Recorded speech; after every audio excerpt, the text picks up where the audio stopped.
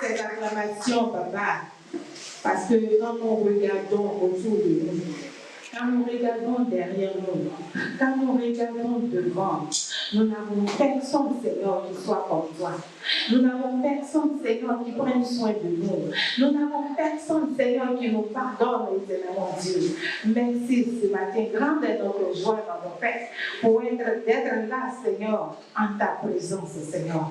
Pour cette heure, nous avons besoin de toi, Seigneur, éternellement Dieu, mon roi, parce que tu nous enseignes encore par ton étude dans ton Père. C'est pourquoi je prie pour les cœurs, je prie pour l'entendement, éternellement Dieu. Et je prie aussi pour ceux qui sont en route dans mon Dieu. Tu prends, Seigneur, la première place, papa, et tu dégages maintenant l'atmosphère satanique en ce lieu au nom de Jésus. Seigneur, envoie ton balai et déloge-les de là où ils étaient cachés, là où ils étaient accrochés, au nom de Jésus-Christ. Tu libères entièrement, Seigneur, ce lieu, afin que, Seigneur, nous puissions te rendre toute l'honneur, que la gloire te revienne, au nom de Jésus-Christ. Amen. Acclame encore, et tu passeras dans la joie, au nom de Jésus-Christ. Amen. Donc, s'asseoir, on se dispose. Et ceux qui entrent calmement et nous ensuite. Bien-aimés, nous sommes en train de faire l'étude concernant la croissance en Christ, la croissance spirituelle. Et la croissance spirituelle, nous sommes actuellement dans l'excellence. L'excellence qui est le fruit de l'esprit. Et par rapport au cours biblique des soirs, nous sommes vraiment très en avance. Donc aujourd'hui, je vais condenser. Vous n'allez pas trop bénéficier, mais je vais condenser pour qu'on soit au même niveau. Le dimanche prochain, on va quitter les fruits. Amen. Donc, rapidement, je rappelle un peu qu'on a déjà vu deux fruits, c'est-à-dire l'amour et la joie. On a vu la joie le dimanche passé. Donc, nous devons lire Galates 5, le verset 22.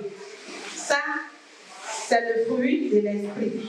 Les 9 fruits, on a dit qu'il y a 9 fruits. Les 9 fruits, l'amour, la joie, la paix, la patience, la bonté, la bénignité, la fidélité, la douceur et la tempérance.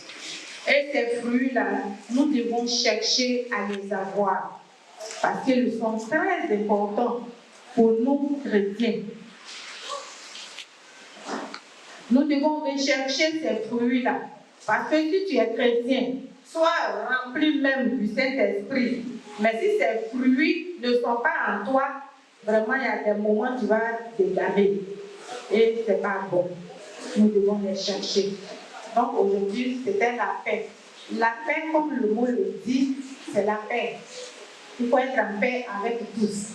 Parce que Jésus lui-même, il est le prince de la paix. Amen. Notre Seigneur que nous adorons, il est le prince de la paix. Alors nous aussi, nous devons être paix. Nous devons rechercher la paix. La Bible dit que nous devons rechercher la paix. Et pour rechercher la paix, vous allez seulement noter, puis après vous allez lire à la maison. Rechercher la paix, c'est dans Hébreux 12, le verset 14. Et nous devons être en paix avec tous. Nous devons être en paix avec tous. Ça, c'est au Romains 12, le verset 18. Et la Bible dit que nous devons poursuivre la paix, bien-aimés. Poursuivre la paix. Même si quelqu'un ne te parle pas, toi, il faut lui parler. Il faut le saluer. Il faut chercher vraiment à être avec lui, avec elle. Donc nous devons poursuivre la paix. Et nous devons communiquer la paix autour de nous. Nous devons communiquer la paix à nous-mêmes. à nous-mêmes. Parce que souvent, il y a des choses qui t'arrivent où tu es attristé, où vraiment tu n'es pas en paix même avec toi-même. Tu es là, tout t'énerve. Fais tout pour que la paix revienne en toi. Parce que quand cette paix est là, tu vas communiquer la joie autour de toi. Amen. Nous avons la patience. La patience, on a dit que la patience, c'est supporter une situation avec calme. Parce qu'il nous arrive de quoi? Où tu es en train d'attendre, et puis tu es fâché, tu es énervé, tu parles, en fait, tu fais tout en même temps. Ça, c'est pas bon. Parce que le monde même nous enseigne que la patience est un chemin d'or. Donc, si toi, tu n'es pas patient, tu ne pourras pas emprunter ce chemin d'or. Donc, nous devons attendre patiemment. Nous devons supporter sans se plaindre. Nous devons prendre notre mal en patience. Même si c'est douloureux, mais sois patient, ça va aller. Amen. Parce que le Dieu que nous suivons, que ce Dieu que nous avons accepté, est le Dieu de la patience. Donc, et c'est pour cela que nous devons nous souvenir. Elle donne simplement les points de choses, les points de prière. Tu prends ta feuille, tu gardes et puis c'est tout. On n'a pas à bavarder encore. Amen. Nous voyons quand nous nous souvenons de la patience de Christ bien-aimé quand il a été pris. Est-ce que vous savez ce qui s'est passé? Ils l'ont pris. Ils l'ont emmené d'abord chez le Sanhédrin pour qu'il soit jugé, condamné. Ils l'ont pris, ils l'ont enlevé là-bas. Ils l'ont envoyé chez Ponce Pilate. Ils l'ont pris, ils l'ont envoyé chez Caïphe. Je dis, on le met ici, on l'envoie ici. On dit non, envoyez-le là, envoyez-le ici. Mais il ne disait rien. Il était patient. Il était patient parce que là, s'il est tué, toi et moi, on ne serait pas là ce matin. Il pouvait faire quelque chose, il est Dieu, bien aimé. Mais il voulait que nous, on soit sauvés. Alors, il a usé de patience pour qu'il arrive pour que l'écriture s'accomplisse. Amen. Et dans la Bible, il y a des gens qui ont été vraiment aussi patients. Quand on connaît l'histoire de Job, ce qui lui est arrivé, bien aimé, voyez, en un seul jour, il a perdu tout ce qu'il avait. Mais il ne s'est pas tué. Amen. Il ne s'est pas tué. Il sait en qui il a cru. Il ne s'est pas tué. Sa femme même, elle le regardait, elle le méprisait. Job avait tout perdu. Et des ulcères sont venus sur son corps de telle sorte que la Bible dit qu'il cassait des bouteilles. Parce que ses ongles-là, c'était fini. À cause de se gratter, tous ses ongles sont coupés. Donc, quand il se gratte, ça ne faisait plus rien. Donc, c'est les bouteilles cassées là, les terres sont des bouteilles là. C'est ça, il prenait pour gratter. Et voyez un peu, quand il se gratte, le sang sort. Mais il se gratte. Malgré ça, il ne s'est pas plaint. Mais sa femme qui était à côté de lui, vous connaissez l'histoire plus que moi. Elle lui dit, ça c'est quoi ça? Ça c'est quelle histoire t'a donné dire ça? Faut le maudire comme ça tu vas mourir. Lui il va mourir mais elle va vivre. Au lieu de dire, faut le maudire, on va mourir. En même temps, elle dit pas ça. Elle dit, maudit Dieu, pourquoi tu faut mourir? Il a dit à sa femme, tiens, santé. Quand il nous donnait, on était contents. Quand tu étais contente, quand tu passes en vie avec la femme de Job, tu es content. C'est lui qui nous a donné, c'est lui qui a pris. Maintenant, tu veux qu'il le maudisse parce qu'il a pris. Vous voyez, donc Job a été vraiment très patient. Et comme le monde le dit, la patience est un chemin d'or. Job a retrouvé tout. Il n'a pas maudit Dieu. Il n'a pas quitté la maison de Dieu. Quand nous venons à l'église, que tout va bien. Oh, le ciel est à côté de nous. Le paradis est à côté de nous. Mais quand les problèmes commencent à arriver net là, on maudit Dieu. Même Dieu ne dit pas Dieu. Je ne vais pas dire le mot parce qu'on ne veut pas le maudire. Mais on quitte l'église. On ne s'occupe plus des choses de Dieu. Parce qu'il y a un problème qui est là. C'est ça, lui, il ne peut pas régler. Bien aimé, il a réglé pour Job. La Bible dit qu'il a tout retrouvé. Amen. Toutes ces richesses, il les a retrouvées. Nous avons la bonté. Si le leur on n'a pas fini, le reste, vous allez faire ça à la maison. Lisez Galates 5, le verset 22. Donc, la bonté, c'est être bon. Tu ne peux pas dire que tu es chrétien, tu es rempli du Saint-Esprit, et puis en toi, là, c'est la méchanceté. Tu es méchant, tu ne partages même pas avec quelqu'un. Pourri là même la tête. C'est-à-dire qu'on doit payer ton sourire pour que tu souris. C'est quoi que tu es méchant? Dans ce cas, la vie, les gens, en même temps, tu vois que c'est des bêtises. Pourquoi j'ai passé mon temps à vivre? Pourquoi j'ai posé à telle personne? Pourquoi j'ai fait ci? Amen. Nous devons être bons parce que l'Éternel est bon. Et la bonté de Dieu, d'éternité en éternité, c'est parce qu'il est bon que, effectivement, nous sommes là. Sinon, s'il n'était pas bon là, peut-être qu'on était où-même. On allait parler de nous certainement au passé. Vraiment, on serait loin de lui. C'est sa bonté qui fait que ce matin, il a permis d'être là. Oh, hier, tu sais ce que tu as fait. Avant-hier, tu sais ce que tu as fait. Mais il t'a pardonné tellement il est bon. Maintenant, pourquoi toi, à ton tour, tu ne pardonnes pas? On n'a pas dit que des choses ne doivent pas nous arriver. Des choses nous arrivent, mais il faut pardonner. Vous voyez, dans la Bible, il est dit que si tu te fâches, ça veut dire qu'on se fâche. Ah, quelqu'un homme qui ne se fâche pas. On peut se fâcher, mais il ne faudrait pas que ta colère là dure jusqu'à... Ça va faire des racines.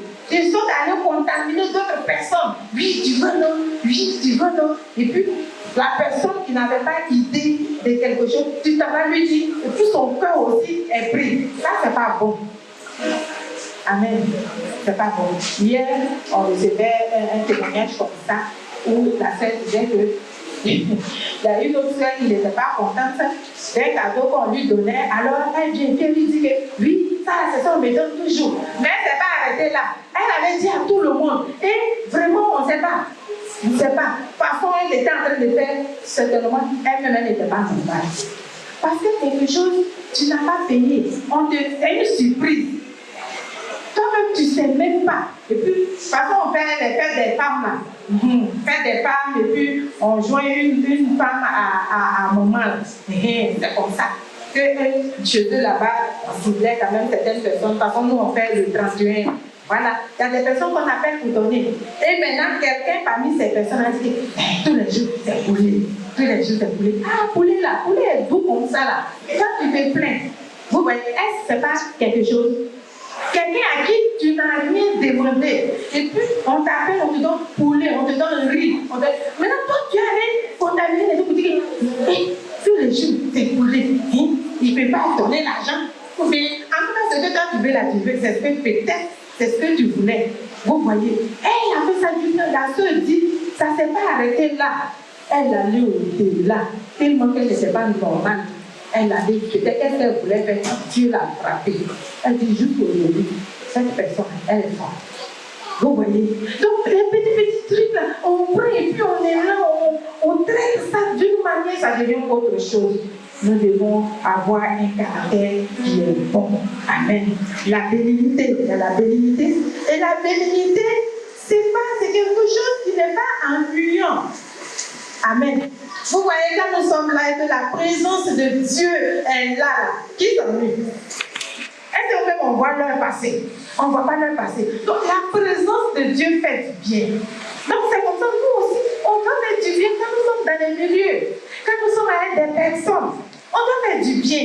Alléluia. Il ne faudrait pas qu'on fasse du mal de sorte à torturer le cœur des gens. Et il y a la fidélité. La fidélité, c'est être fidèle. Être fidèle à Dieu, être fidèle à son mari, être fidèle à sa femme, être fidèle à son ami, à un frère, à une sœur.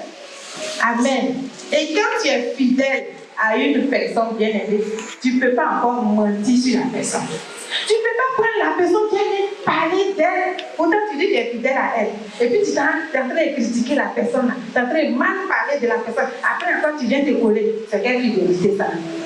Ça, c'est pas bon. Quand on est fidèle, on ne ment pas sur la personne. On ne dit pas qu'on n'imagine pas des choses. Amen. Notre fidélité doit être sincère. Alléluia. Il y a la douceur, bien aimé. La douceur, c'est le fait d'être doux, d'être douce. Et Jésus a été vraiment aussi doux. Parce que quand tu prends quelque chose qui est doux, par exemple, une sucrerie, tu vois, parce que ça te fait du bien là. C'est comme ça, nous aussi, on doit faire du bien aux autres. Et nous voyons, les fruits de l'esprit là, sont soudés.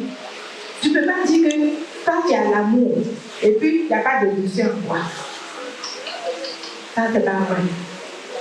Parce que l'amour là, doit t'amener à être doux. L'amour doit t'amener à être bon. Souvent, quand tu peux refuser quelque chose à quelqu'un, et puis après, ça te fait mal. Oh, ça te fait mal, tu regrettes. L'amour doit t'amener à faire tout ça, à être béni, à être fidèle. Donc, les fruits de l'esprit que nous sommes en train de voir, c'est comme un seul fruit qui est dans l'amour. Et tout est dedans. Amen. Donc, nous devons rechercher ça. On doit prier pour avoir les fruits de l'esprit. Ah, Seigneur, vraiment, donne-moi les fruits de l'esprit. Même quand seulement ton doigt, et puis ce mur-là, ça quitte. Pas du mauvais côté là-bas, mais ça veut dire que tellement tu es rempli de Dieu là, tu peux dire au mur, quitte là, et puis le mur se déplace. Mais si tu n'as pas les fruits de l'esprit là, c'est en vain. Parce que tu seras colère, tu seras méchant, tu seras. Vraiment, quand tu as été placé même dans cela, Jésus a dit, je ne t'ai jamais connu. C'est-à-dire tout ce que tu faisais là, c'est pas pour moi. Parce que tu fais ça, tu ne fais pas ça dans l'amour. Même quand tu dis la vérité, bien aimé, la Bible dit que la vérité sans l'amour, c'est la dureté. Amen. Et je passe. La tempérance. Ah, d'accord, c'est le dernier fruit. Donc il y a 9 fruits. Et le dernier fruit, c'est la tempérance. La Bible dit que la tempérance, c'est quelqu'un qui pardonne aussi. La tempérance, tu pardonnes. Tu ne considères pas les choses. Ça peut arriver que, en même temps, ça peut être là, la colère, ou bien tu es fâché, ou bien. Mais après, là, la tempérance, l'amour fait que la tempérance se met en place. Et puis, ça passe. Vous voyez, non? Nous sommes des hommes. C'est pourquoi Jésus même est venu passer par là pour voir comment être homme, comment ça fait dans nos cœurs. Quand même il y a la séduction, comment ça fait dans nos cœurs. Jésus a connu tout ça, mais la Bible dit qu'il n'a point péché. Mais nous on est hommes, donc on arrive à pécher. Et quand on pêche, c'est pourquoi il nous pardonne.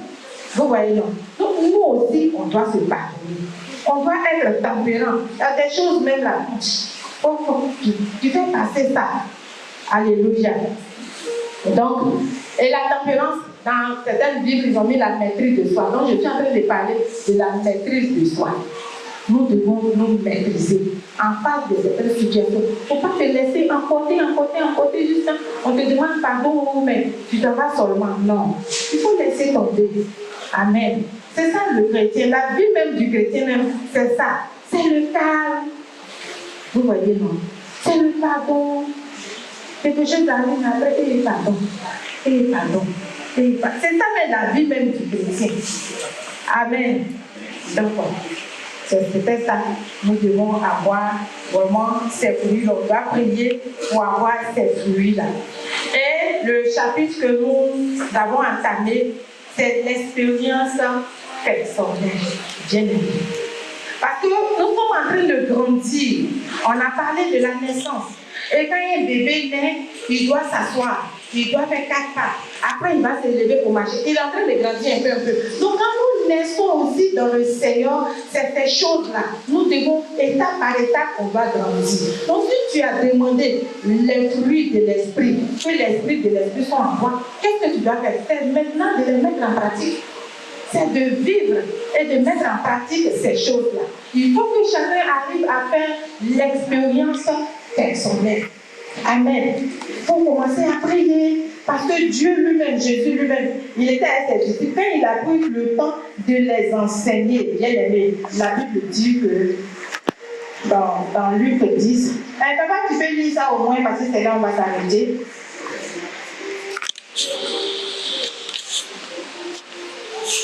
C'est bien encore. Après du verset 15, je crois.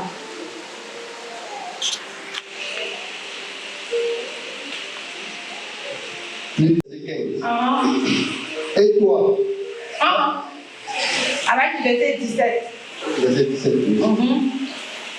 Les 70 révèlent avec joie, disant, Seigneur, les démons même nous sont soumis en ton nom. Verset 18, Jésus leur dit, je voyais Satan tomber du ciel comme un éclair. Amen. Amen. Vous voyez, quand le Seigneur a pris le temps d'enseigner les disciples, il est arrivé un moment où il les a envoyés. C'est pas qu'il a été enlevé, il vivait encore, il était là. Et il leur a dit, allez-y, les envoyer 2 à 2. Pour voir ce qu'ils ont appris là, s'ils peuvent mettre ça en pratique.